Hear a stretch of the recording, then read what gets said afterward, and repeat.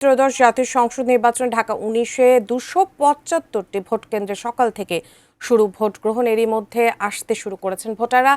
সাভার কর্ণপাড়া রোদেলা model high school থেকে বিস্তারিত জানাচ্ছেন কামরুজ্জামান। বেলা অনেকটাই গড়িয়েছে, ভোটারদের উপস্থিতি কি বাড়ছে কিনা একটু জানাবেন।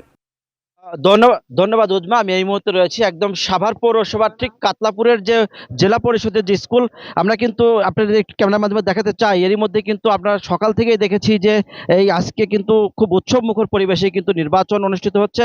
আমি ভরসা রাখি হিরন স্মার্ট ওয়াটার পিউরিফায়ারে। আমরা দেখেছি যে আসলে সকাল থেকেই কিন্তু নারী পুরুষ সবাই কিন্তু আসলে আস্তে আস্তে কিন্তু তারা একে একে তারা নির্বাচনী যে কেন্দ্র তার সেখানে ঢুকে কিন্তু তারা ভোট প্রদান করছে। এখন পর্যন্ত কোনো অপ্রীতিকর ঘটনা আমরা কোথাও পাইনি। আমরা সকাল থেকে কিন্তু অনেকগুলো কেন্দ্রে আমরা গিয়েছি এবং প্রত্যেকটা কেন্দ্রে আমরা দেখেছি যে আসলে নিরবিচ্ছিন্নভাবে সুন্দরভাবে কিন্তু তারা ভোট প্রদান করছে। এবং আমরা একজন বিচারিক ম্যাজিস্ট্রেটের সাথে কথা বলেছি, তিনি বিভিন্ন জায়গায় ঘুরেছেন। তিনি আমাদেরকে জানিয়েছেন যে সাভার যে 19 আসন, ঢাকা 19 আসনে কিন্তু এখন পর্যন্ত কোনো অপ্রীতিকর ঘটনা ঘটেনি। তবে আমরা দেখেছি যে সকাল থেকেই বয়োবৃদ্ধ, একদম বয়োবৃদ্ধ এবং থেকে শুরু করে অনেক মহিলা যারা বৃদ্ধ তাদেরকেও দেখেছি, তারা কিন্তু স্বতঃস্ফূর্তভাবে তারা ভোট দিচ্ছেন।